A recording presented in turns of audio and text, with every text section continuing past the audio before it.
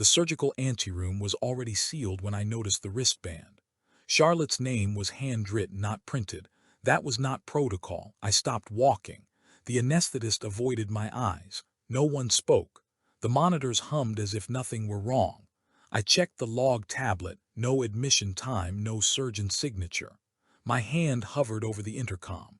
Somewhere beyond the doors, a child screamed. The corridor outside Surgical Suite 3 was cooler than the rest of the medical wing, climate-controlled to preserve sterility rather than comfort. The guard felt it through the soles of his boots first, then along the back of his neck where the collar of his uniform did not fully seal. He stopped at the wall terminal and keyed in his clearance. The screen recognized him immediately. It always did. The operating schedule populated line by line. Time blocks, consultant names, authorization codes. He scanned without hurry.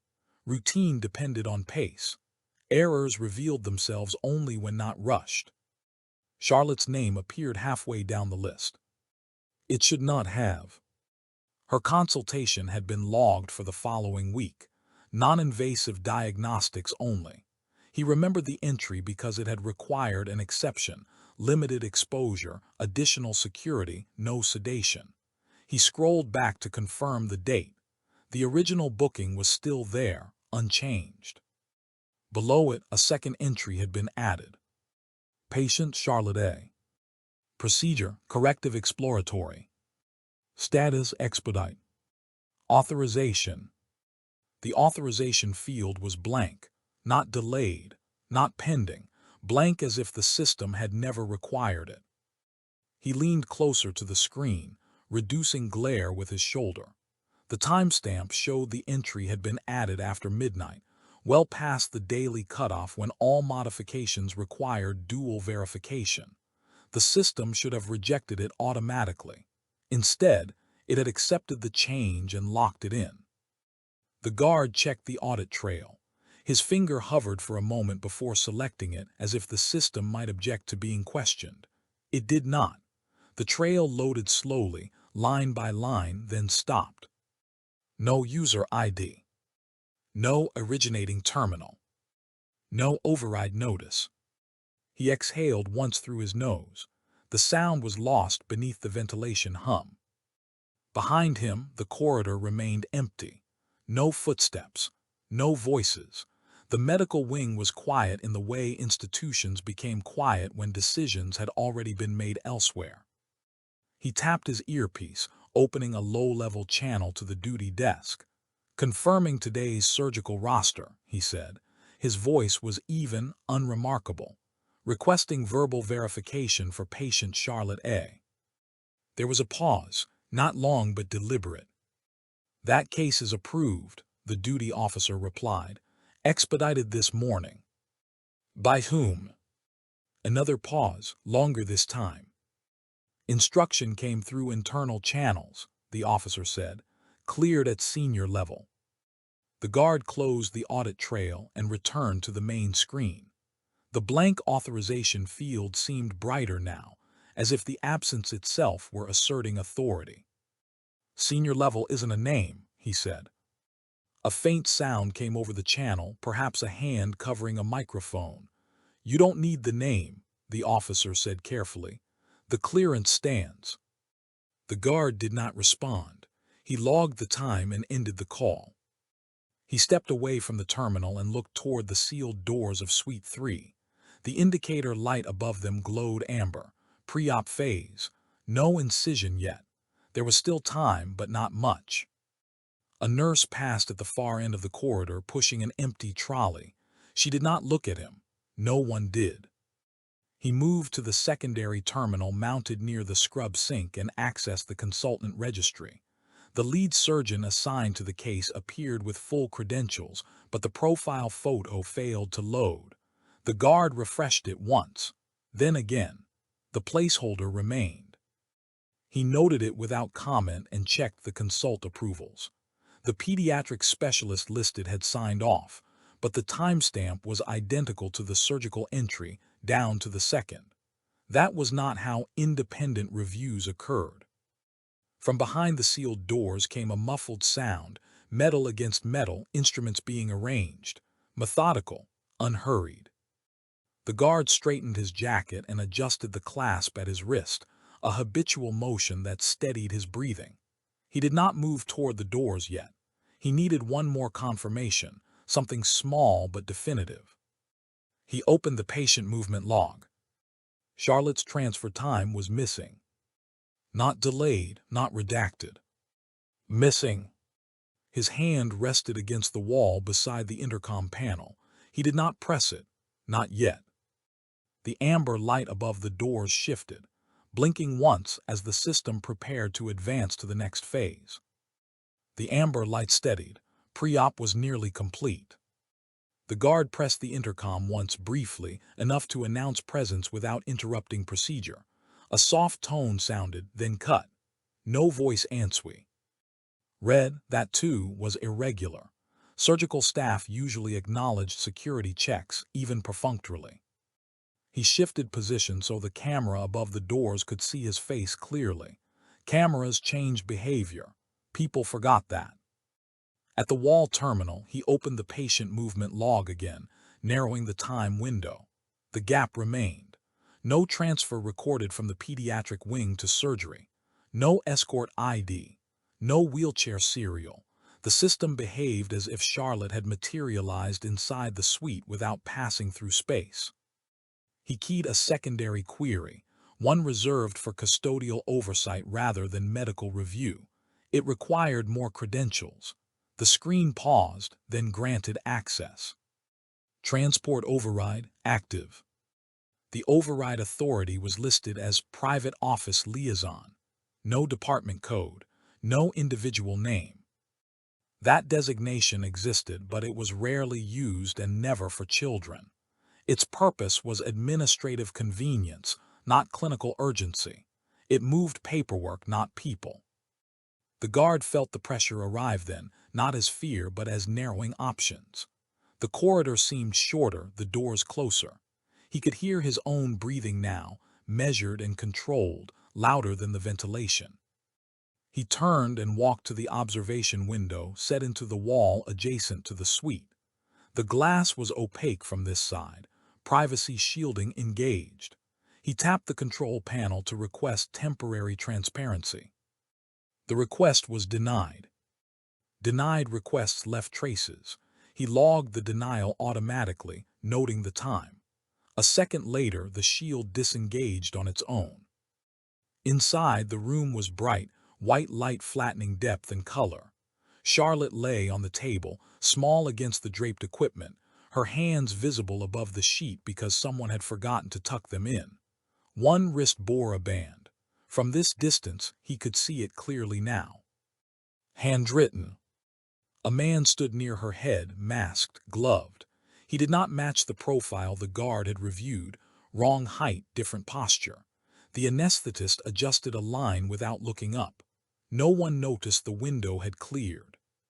Charlotte's eyes were open. They moved, searching, unfocused at first, then fixing on something near the ceiling. Her mouth opened.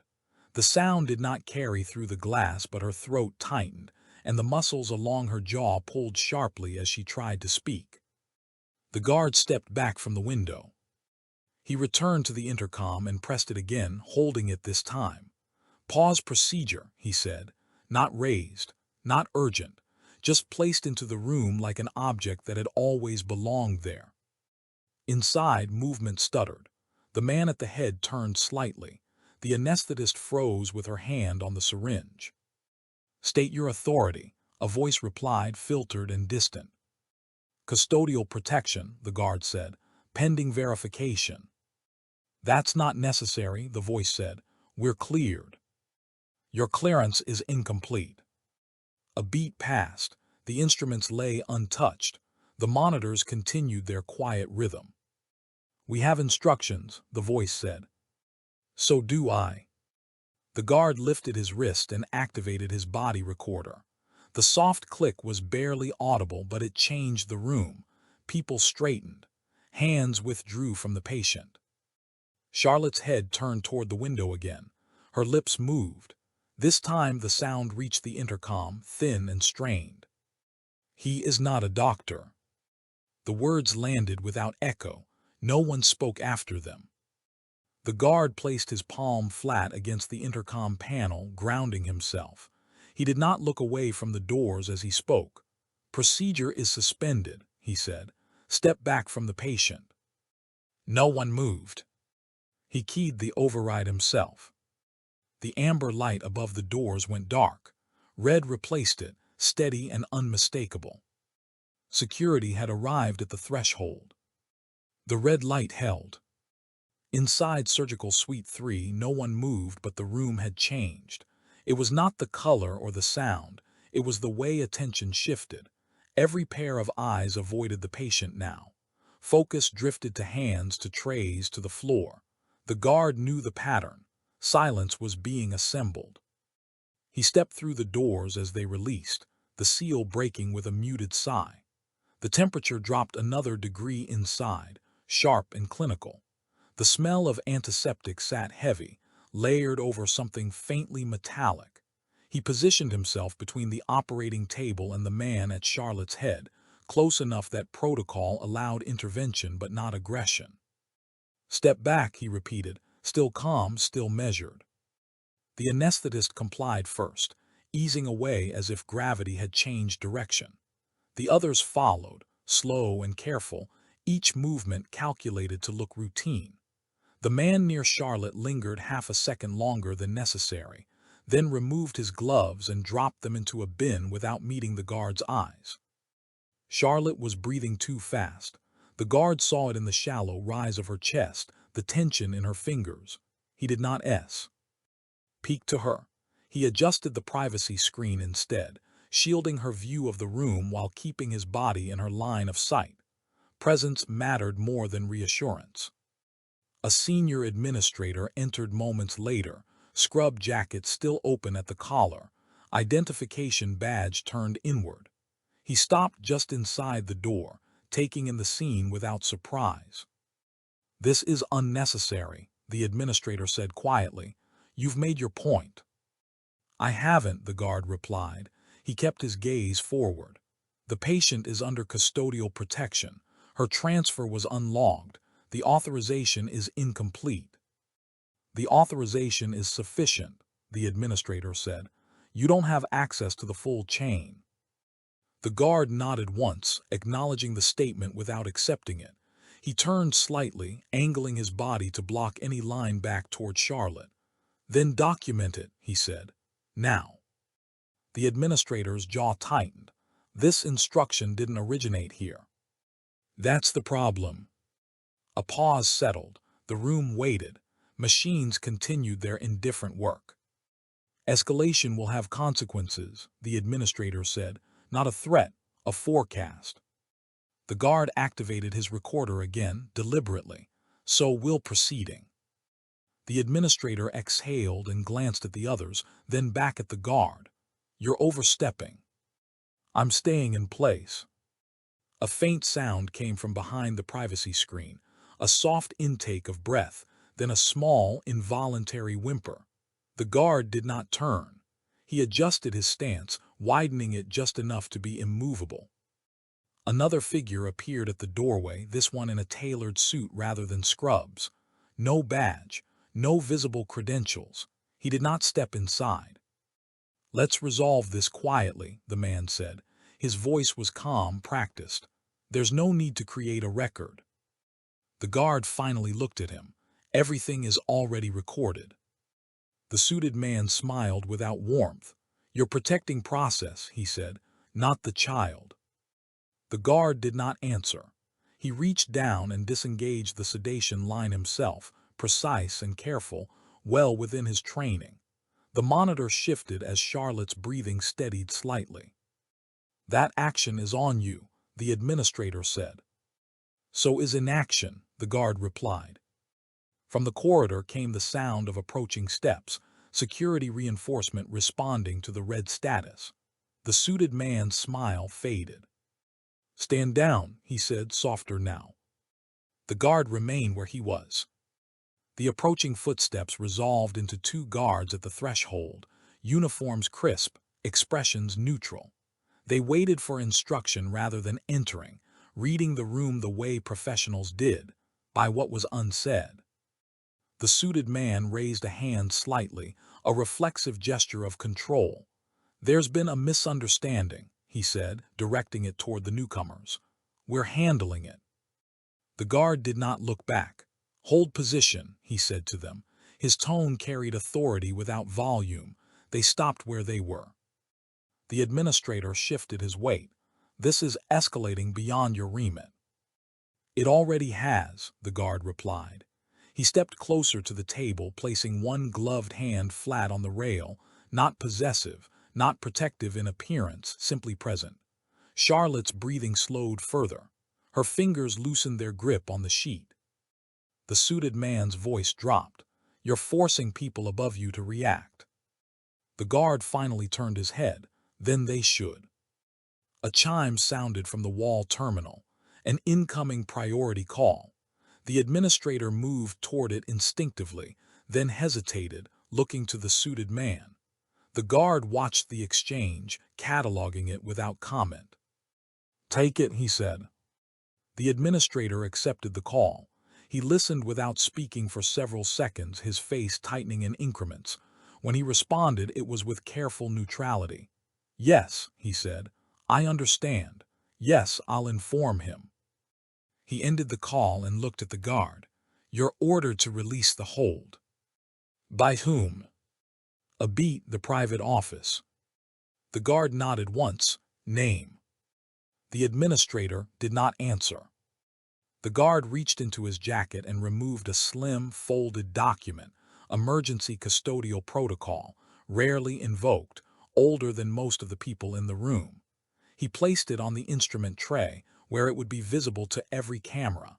"This supersedes unnamed instruction," he said, "especially in cases involving minors." The suited man took a step forward, then stopped himself. "You're making a career decision in real time." The guard did not look at him. He adjusted the privacy screen again, ensuring Charlotte could not see the adults arguing about her. "I'm making a timing decision," he said. "Careers recover." Another sound cut through the room. Charlotte's voice again, quieter now but clearer. "Please." The word landed harder than the scream had. The anesthetist closed her eyes briefly and stepped back another pace, hands raised slightly, palms open. One by one, the Arrest mirrored her. The room emptied of intention, leaving only equipment and waiting. The administrator rubbed his forehead.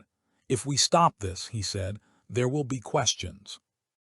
"There already are," the guard replied. He turned to the doorway. "Escort requested," he said to the two guards waiting. "Pediatric wing, verified staff only." They acknowledged and moved with purpose, entering the room at last. One took position near the door. The other approached the table slowly, announcing himself softly to Charlotte before adjusting the gurney locks. The suited man watched, calculating. "This doesn't end here." "No," the guard said, "it starts here." As Charlotte was prepared for transfer, the red light above the doors dimmed to amber again, then to green. The system accepted the change without protest, as if relieved. The guard walked alongside the gurney as it rolled out, keeping pace, eyes forward. Behind them, the surgical suite remained silent, its instruments untouched, its questions unresolved. The chain had not broken loudly. It had simply refused to move. The corridor lights adjusted automatically as the gurney crossed the threshold, shifting from surgical white to the softer, regulated glow of the pediatric wing. The change was subtle but intentional, less glare, fewer reflections. The guard walked at the left rail, close enough to steady the frame if needed, far enough to avoid crowding Charlotte's view. He kept his eyes forward. The cameras here were newer, their lenses smaller, harder to notice. A nurse with verified clearance met them at the junction, scanning badges without comment. The system chimed approval. The gurney rolled on. The guard felt the pressure return, not from behind but from ahead. Transfer created distance, and distance created opportunity for revision. Paperwork caught up when people wanted it to. At the receiving bay, he stopped the gurney with 2 fingers and raised his wrist. "Hold," he said. The word was quiet, but it carried. The escort guards halted, hands resting lightly on the rails. He stepped to the wall terminal and pulled the consultant registry again, this time using the pediatric wing's access node. Different permissions, different logs. The lead surgeon's profile loaded faster here. Still no photo. The credential number matched the earlier entry, but the issuing authority differed, listed as an external fellowship, not a licensed hospital appointment. He cross-checked the fellowship. It existed. The dates did not align. Charlotte shifted on the gurney, eyes open now, tracking the ceiling lights as they passed. Her breathing was steadier. The handwritten wristband had been replaced during transfer with a printed one, clean and correct. Someone had acted quickly. The guard noted the improvement without relief. A pediatric consultant arrived, older than most, hair pulled back tightly, expression professional but guarded. "I'm told there's a custody hold," she said. "Yes," the guard replied, "pending verification." "Of what authority?" She nodded once. "I'll need to review the case." "You'll need to review the credentials," he said, "separately." Her eyes flicked to the terminal. "That's unusual." "So is a blank authorization field," he replied. She did not argue. She logged in, shoulders angling slightly away from him as if to preserve neutrality. The screen reflected faintly in her glasses as she scrolled. Her mouth tightened, then relaxed. She checked again. "This consultant isn't on our roster," she said finally. "Not in the way this implies." "Implied by whom?" the guard asked. She hesitated. "By people who don't usually make mistakes." The guard accepted that. He did not press. He opened a secondary window and brought up the access logs for the surgical suite. "Who entered with the patient?" he asked. The logs populated. 3 entries were standard. One was not. An access card registered entry without exit. The card belonged to the same external fellowship. He highlighted it and sent a secure snapshot to his recorder. The action felt heavy, like setting a weight down where it could not be moved easily. Footsteps approached from the corridor behind them, measured, unhurried. The suited man appeared again, this time without the administrator. He stopped at a respectful distance, hands visible. "You're isolating a credential issue," he said. "That can be resolved." "At a distance," the guard replied, "from the child." The man's eyes moved to Charlotte, then away. "She's safe now." "For the moment," the guard said, "that's not a resolution." The pediatric consultant cleared her throat. "I'm suspending any procedure until full verification is complete," she said. "Documented." The suited man smiled thinly.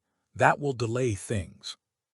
The guard watched the smile fade as the consultant's entry locked into the system with her name attached. He closed the terminal and rested his hand briefly on the gurney rail. The pressure eased a fraction, enough to feel the room breath. Again. But distance had been established, and distance had a way of drawing others closer. The pediatric consultant stepped away from the terminal and addressed the room without raising her voice. "She remains here," she said. "No further movement without my sign-off." It was not a challenge. It was a line drawn with clinical authority rather than institutional weight. The suited man inclined his head slightly, acknowledging the decision without accepting its permanence. "Understood," he said. "I'll make some calls." He withdrew down the corridor, already speaking quietly into a device the guard could not see. The absence he left behind felt deliberate, as if space itself were being rearranged. The guard stayed where he was. He watched Charlotte's chest rise and fall, counted the rhythm, noted its regularity. She watched him back for a moment, then looked away, eyelids heavy. He adjusted the side rail by a notch, not a gesture of comfort, just a practical correction. The click was soft and final. A notification chimed at his wrist. An internal request for incident summary, Not from medical administration, from custodial review. He did not answer it yet. Instead, he accessed the fellowship registry again, this time through an external verification channel that required time and patience. The system lagged, pulling records from archived servers. While it worked, he scanned the access camera feeds from the corridor outside the surgical suite. Staff moved in and out now, resuming routine with careful distance from the sealed doors. No one lingered. The registry returned a result. The fellowship credential was real but inactive, its privileges suspended months earlier pending review. The reason was not listed, only a notation: irregular sponsorship. The guard forwarded the result to the pediatric consultant's terminal. She read it once, then closed the window and signed an additional note without comment. Footsteps returned, this time accompanied by the administrator from earlier, his badge finally visible. He approached with restraint, stopping short of the gurney. "We need to debrief," he said to the guard. "After custody is resolved," the guard replied. The administrator nodded, accepting the delay. "There's concern about optics." "There should be," the guard said. The administrator's mouth twitched, then settled. "You understand what you've interrupted." "I understand what I prevented." The pediatric consultant looked between them. "I'm ordering a full reassessment," she said. "Independent team." The administrator exhaled slowly. "That will attract attention." "Good," she said. A message arrived on the guard's wrist again. This one was brief: "Stand by." He felt the shift immediately, the institutional pause that preceded escalation. Decisions were being weighed elsewhere now, measured against precedent, influence, and risk. Distance had become a buffer, and buffers invited negotiation. The guard activated his recorder once more and began compiling the incident report, choosing each word with care. He included timestamps, omissions, credential mismatches. He excluded speculation. Facts carried enough weight on their own. As he finished, the suited man returned, flanked by a woman in a tailored coat bearing the insignia of the private office. Her expression was composed, eyes sharp. "We'd like a word," she said. The guard looked at Charlotte, then at the pediatric consultant. The consultant met his gaze and gave a small, almost imperceptible nod. "Here," the guard said, "or not at all." The woman considered this, then smiled faintly. "Very well." They stood at a distance from the gurney, the child between them and the consequence of their choices. The guard kept his voice low. "State your authority," he said. The woman did not answer immediately. Behind them, the ward settled into quiet, and the gap between names and power narrowed. The woman from the private office did not sit. She remained standing at the foot of the gurney, hands folded loosely, posture neutral enough to appear courteous. The guard noted the detail. People who intended to stay rarely stood that way. "Custodial protection has been acknowledged," she said, "but it need not remain disruptive." "Disruption isn't the issue," the guard replied. "Unauthorized access is." Her eyes moved briefly to Charlotte, then back to him. "Language matters. So does timing." The pediatric wing was quieter now. Visiting hours had ended, and the ambient noise had settled into the low hum of machines and distant ventilation. The lights dimmed by a fraction, programmed to encourage rest. Charlotte's eyelids fluttered, then closed. Sleep, not sedation. The woman continued. "A stop order carries institutional weight," she said. "Once issued, it requires formal justification." "It has one." "Not yet," she said. "Not at the level that protects everyone involved." The guard understood the framing. Protection was being offered selectively. He did not respond. She tore. Ned slightly, addressing the pediatric consultant. "Doctor, your reassessment can proceed without custodial escalation."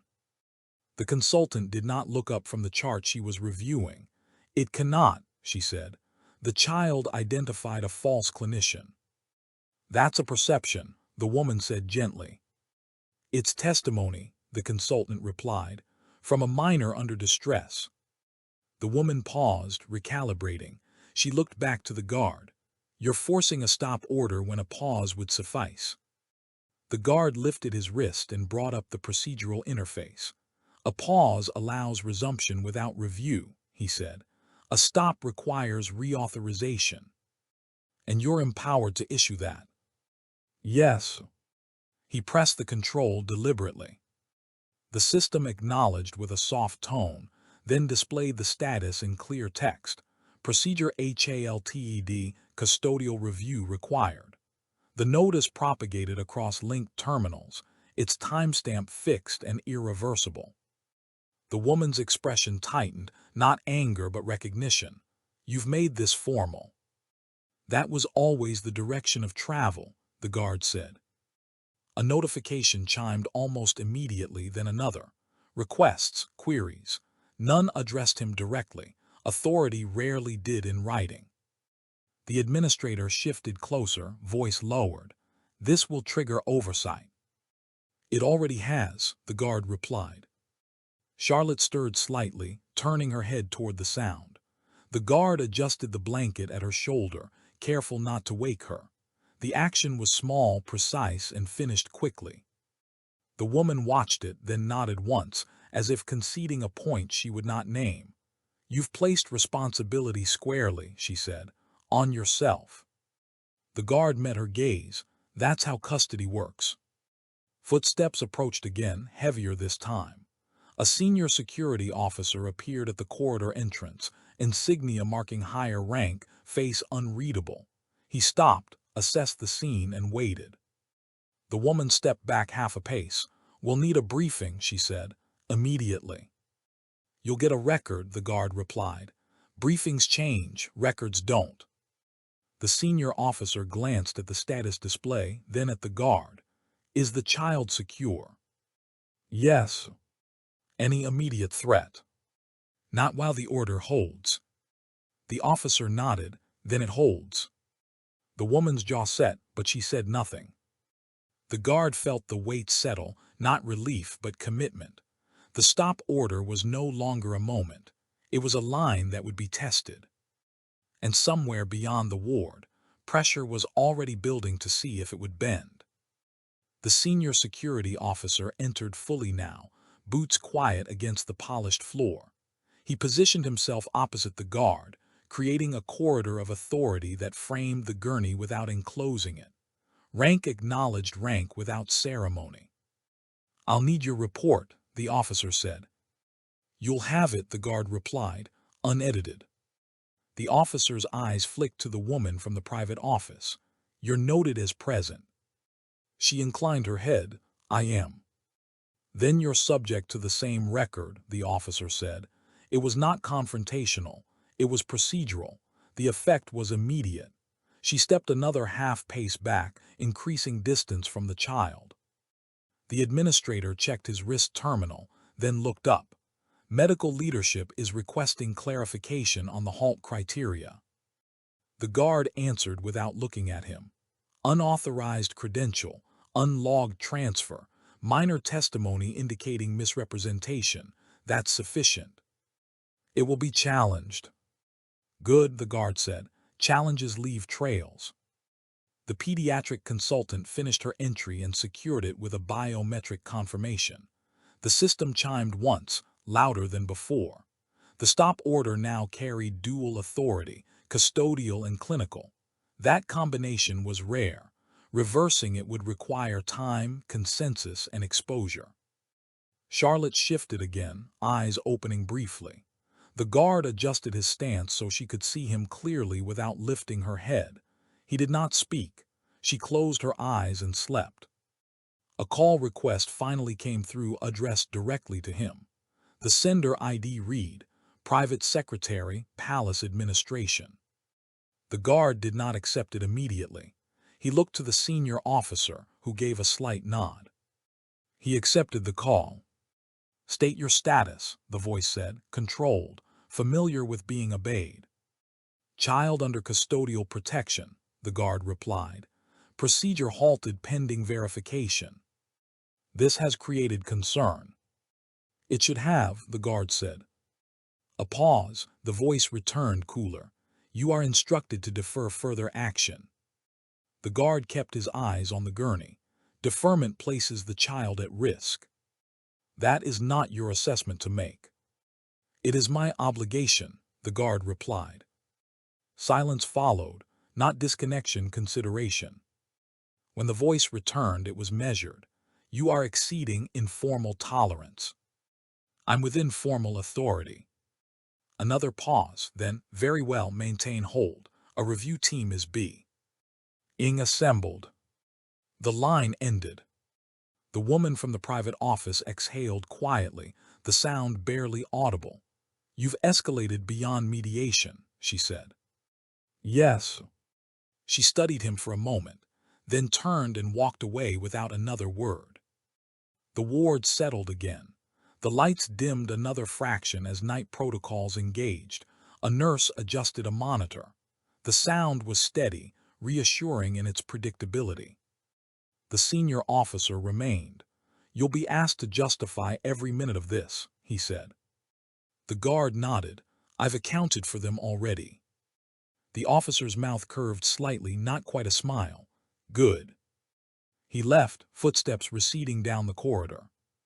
The guard stayed by the gurney, posture unchanged, eyes alert. The stop order glowed quietly on the wall display, time-stamped and immutable. It had done its job for now. But the cost of stopping something powerful was never immediate. It came later, measured, deliberate, and personal. The guard waited. Charlotte woke without alarm. The guard noticed the change before she moved. Her breathing altered first, the rhythm shifting from the deep, even cadence of sleep to something lighter, more cautious. Her fingers curled once against the blanket, then relaxed. He adjusted his stance slightly so his shadow did not fall across her face when her eyes opened. She looked at the ceiling for several seconds, orienting herself. The pediatric wing at night was deliberately subdued. No sharp corners of light, no sudden sounds. Machines spoke softly here, as if aware of who listened to them. She turned her head and saw him. The guard did not speak. He lowered his chin a fraction, acknowledging her awareness without demanding it. He waited. Her gaze moved past him briefly, scanning the room. The monitors, the doorway, the empty space where the surgical team had been. Her mouth tightened, then eased. Her voice was thin, unused. She stopped. The guard stepped closer to the gurney, close enough to be heard without raising his voice, far enough to preserve space. You don't have to explain, he said. Only tell me what matters. She swallowed, her eyes stayed on the blanket. He said my name, she said, before anyone else did. The guard absorbed this without reaction. Names carried power in closed rooms. Doctors read charts, she continued. They don't guess. He nodded once, slow. What else? She hesitated, fingers worrying the edge of the sheet. His badge was wrong, she said. It was turned away, and he smelled like outside. The guard glanced briefly toward the doorway, then back to her. That's enough, he said, not dismissal, containment. A nurse entered quietly, checking vitals without interrupting the exchange. The guard stepped half a pace aside, allowing routine to resume without leaving proximity. Charlotte's hand tightened briefly when the cuff inflated, then loosened again. When the nurse left, the room settled. You did the right thing, the guard said. The statement was factual, not reassuring. You told the truth when it mattered. She looked at him then, eyes clearer. Am I in trouble? No, he said. You're under protection. She nodded, accepting the words as she accepted most things, carefully testing their weight. The guard activated his recorder discreetly and logged her statements verbatim, marking them as child testimony given post-distress. He did not embellish. He did not interpret. He let the words stand on their own. Outside the room, voices passed and faded. He recognized none of them. That, too, was a change. A notification arrived at his wrist. Review team ETA, 22 minutes. Time compressed. With it came expectation. The pediatric consultant returned, reading the room quickly. She spoke, she asked. Yes, the guard replied, clearly. The consultant listened to the playback through an earpiece, her expression still. When it ended, she removed the earpiece and looked at Charlotte. Thank you, she said simply. Charlotte nodded, already tiring. The consultant turned to the guard. This shifts the threshold, she said, from irregularity to misrepresentation. Yes. That carries different consequences. Yes. They stood in silence for a moment, both aware that words had weight beyond the room now. The guard looked back at Charlotte, who had closed her eyes again, trusting the quiet he maintained. Truth, once whispered, had a way of traveling, and not everyone it reached would welcome it. Charlotte slept again, deeper this time. The guard confirmed it by watching the small movements at her throat, the steady return of rhythm. He adjusted the blanket once more and stepped back into his watch position, allowing the room to exist without his presence pressing into it. The pediatric consultant remained, reviewing notes at the terminal. She was precise, she said quietly. That's unusual under stress. She noticed details, the guard replied. So did you. The consultant gave a small nod. Children in controlled environments RN patterns early. When something breaks them, they feel it first. The guard did not respond. His attention shifted to the corridor monitor as figures approached, 3 this time. 2 wore administrative credentials. The third did not wear a badge at all, but his presence was unmistakable. He walked as if space reorganized itself for him. The review team. They stopped outside the room, conferring in low voices before entering. The unbadged man spoke first. We'll need to hear from the child. The pediatric consultant's response was immediate. No, she said. She's resting. Her statement is recorded. That won't be sufficient, the man said. It will be, the consultant replied, medically and ethically. The guard stepped forward half a pace, aligning himself with her without looking at her. Any further contact requires pediatric consent, he said, and custodial oversight. The unbadged man studied him. You're placing yourself between the palace and its processes. I'm placing myself where the record is, the guard replied. A moment passed. The administrators exchanged glances. The unbadged man exhaled once, then nodded. Very well, he said.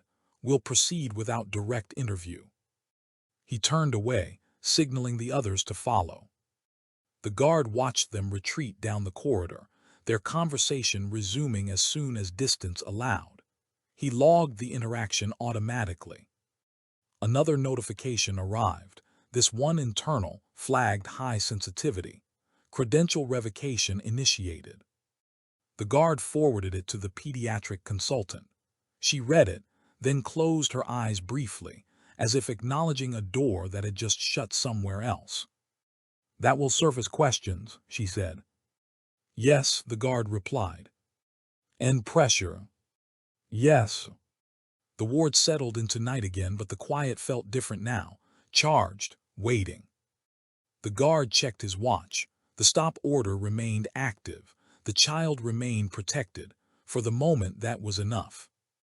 But whispered truths rarely stayed contained. They moved outward, carried by records, by quiet confirmations, by the absence of names where names should have been. And as they traveled, they narrowed the space where silence could hide. The guard remained at his post, aware that the next challenge would not arrive loudly. It would arrive formally. The pressure did not announce itself. It arrived as alignment. By morning, the pediatric wing was efficient again. Shift changes occurred on time. Charts updated cleanly. Conversations stayed within appropriate volume and length. The stop order still glowed on the wall terminal, but it had become background, acknowledged, not discussed. That was when the guard knew it had begun. He received the first request at 0640. Not an order, a consultation invitation. The sender was the Palace Administrative Council, phrased in language designed to imply collaboration rather than direction. He did not respond immediately.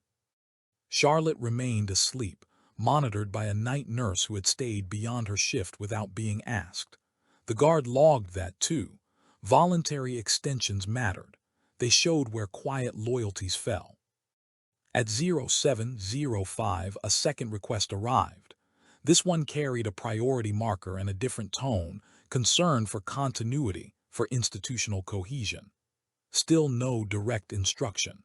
Still no name attached. He acknowledged receipt without comment. At 0722, the senior security officer returned. He stood beside the guard, both facing the room rather than each other. "You're being discussed," the officer said. "Yes," the guard replied. "Not unfavorably," the officer added. "Not yet." The guard adjusted his gloves, smoothing a crease at the wrist. "Yet implies direction. It implies patience." They stood in silence for several seconds, listening to the steady rhythm of the monitors. "The palace prefers resolution without fracture," the officer said. "They'll look for a way to reframe what happened." "As what?" the guard asked. "A misunderstanding," the officer said. "A procedural overlap, a miscommunication between offices." "And the child?" The officer did not answer immediately. "She complicates the narrative." The guard nodded once. "She clarifies it." A third message arrived. This one was brief. "Attendance requested, private office, immediate." The guard looked at Charlotte, then at the nurse, who met his eyes and nodded. The pediatric consultant was already en route, notified automatically by his movement. "I'll be nearby," the senior officer said. The meeting room was not grand. It was functional: glass walls, controlled acoustics, a table designed to seat 8 without implying hierarchy. 3 people were already present when the guard entered. None introduced themselves. One spoke. "You understand the sensitivity of what you've done?" "Yes," the guard replied. "You've interrupted a process authorized at the highest level." "I've interrupted an unauthorized act," he said. A pause followed, not discomfort, calibration. Broader considerations," another voice said. "Stability, confidence, public trust." "Public trust depends on restraint," the guard replied, "especially around children." The first speaker leaned forward slightly. "You're framing this morally." "I'm framing it procedurally," the guard said. Morality followed. Silence again. "You could have raised concerns without issuing a stop order," the third person said. "I did," the guard replied. "They were ignored." The room absorbed that. The first speaker exhaled slowly. "There will be consequences," he said. "Not punitive, administrative." "Understood." "Your future assignments may change." "Also understood." Another pause, longer this time. "We're asking you," the first speaker said carefully, "to consider whether continued resistance serves the institution or merely your interpretation of it." The guard met his gaze. "My interpretation is written into protocol," he said, "and reinforced by a child who spoke when she was afraid." No one spoke after that. Outside the glass walls, aides moved quietly, pretending not to see. Inside, the pressure settled, not as force but as expectation. The guard remained seated, unmoved, knowing the next request would not be phrased as one. The meeting ended without conclusion. No dismissal, no concession. The guard was allowed to leave as if permission had never been required. In the corridor beyond the glass walls, sound returned in layers: footsteps, muted conversations, the distant movement of carts. The building resumed its ordinary function, absorbing the unresolved into its routine. The senior security officer fell into step beside him without speaking. They walked together until the pediatric wing came back into view, its lighting softer, its pace slower. The contrast was immediate. "They'll try again," the officer said finally. "Yes," the guard replied. "Not directly. They rarely do." Charlotte was awake when they returned. She sat slightly propped, a cup of water balanced carefully in both hands. The pediatric consultant stood nearby, listening rather than speaking. The nurse remained at the foot of the bed, charting with deliberate slowness. The guard stopped just inside the room. Charlotte looked up and saw him. Her shoulders eased a fraction, a change so small it would have been missed by anyone not watching for it. "They asked me questions," she said. The guard stepped closer. "Who did?" "The lady doctor," she said, "the one with the soft shoes." The pediatric consultant nodded. "General questions," she said, "nothing about last night." The guard acknowledged that with a glance. "Did anything make you uncomfortable?" he asked Charlotte. She shook her head. "No." "That's important," he said. A notification chimed at his wrist. Another message from the private office, this time phrased as an update. "Review ongoing. Cooperation appreciated." He did not respond. Instead, he checked the stop order status. Still active, still contested. The system now displayed a small annotation beneath it, subject to senior review. Pressure did not need to push when it could wait. The pediatric consultant approached him quietly. "They're proposing an alternative," she said. "A transfer to an external facility," quietly. "Without resolving the credentials?" he asked. "Yes." "No," he said. She studied his face. "They'll say it's for her comfort." "It's for containment." She nodded. "I agree." The nurse finished her charting and left the room, closing the door softly behind her. Charlotte watched the movement, then looked back to the guard. "Am I staying?" she asked. "For now," he said, "and you're safe." She considered this, then nodded once, satisfied enough. Another call request arrived, routed through a different channel this time. Security Oversight Joint Authority. The senior officer raised an eyebrow slightly. "They're widening the circle," he said. The guard accepted the call. The voice on the other end was neutral, precise. "We're advising a de-escalation." "There is nothing escalated," the guard replied. "The child is protected. The record is intact. Your position is noted." Then noted accurately. The call ended without argument. The guard felt the weight shift again, not heavier but closer. The institution was moving around him now, testing angles, searching for leverage that did not look like force. He remained where he was. By evening, the pediatric consultant confirmed what the guard already suspected. "The external credential has been fully revoked," she said, "retroactively." "Then the stop order stands," the guard replied. "Yes," she said, "for now." Night settled again over the wing. Charlotte slept. The monitors spoke softly. The stop order glowed with quiet persistence. Pressure from above had not broken anything. It had clarified where resistance lived. And it had learned the shape of the guard who held it. Morning arrived without ceremony. The pediatric wing brightened by increments, lights warming from night. Mode to day, the transition gentle enough not to startle anyone awake. Charlotte stirred as the light reached her eyelids, then settled again, turning her face toward the window where the palace gardens were just visible through layered glass. The guard had not moved. He had shifted weight, adjusted posture, accepted a cup of coffee from a nurse who said nothing when she handed it over. But his position relative to the bed remained constant. Custody was measured in distance as much as authority. At 08:12, the stop order annotation changed again. "Senior review complete." No reversal, no expiration, just completion. The guard felt the moment pass through the room like a current, subtle, decisive. The pediatric consultant arrived with a tablet under her arm, expression unreadable until she reached the bedside. She reviewed Charlotte's vitals, asked 2 routine questions, and received nods in response. Satisfied, she turned to the guard. "They've accepted the custodial framework," she said quietly, formally. "Accepted or deferred?" the guard asked. She considered.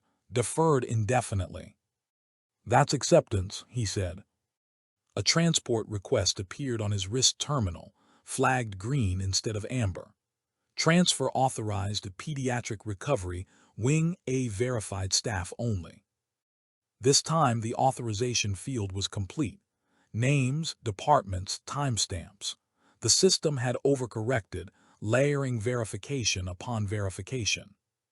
The guard reviewed each line anyway.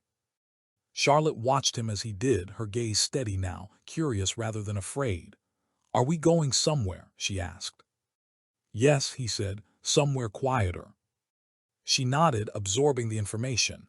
"Will you come?" "For part of the way," he replied.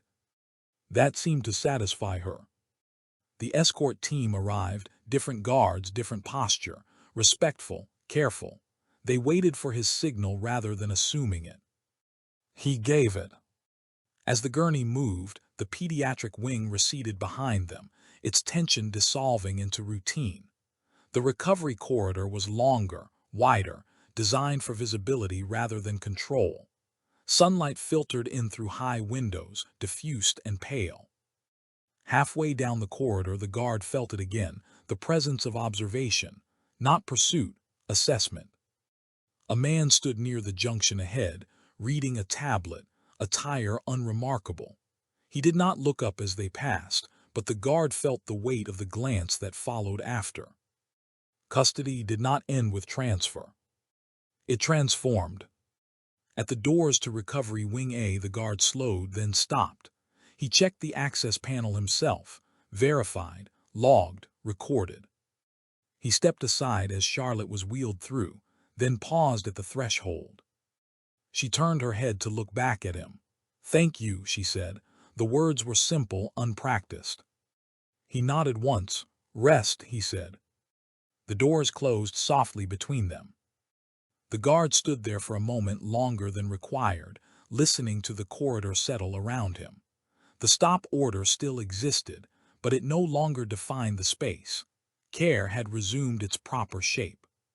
He turned away. The next steps would not involve Charlotte directly. They would involve the record. And records, once complete, had a way of outlasting everyone.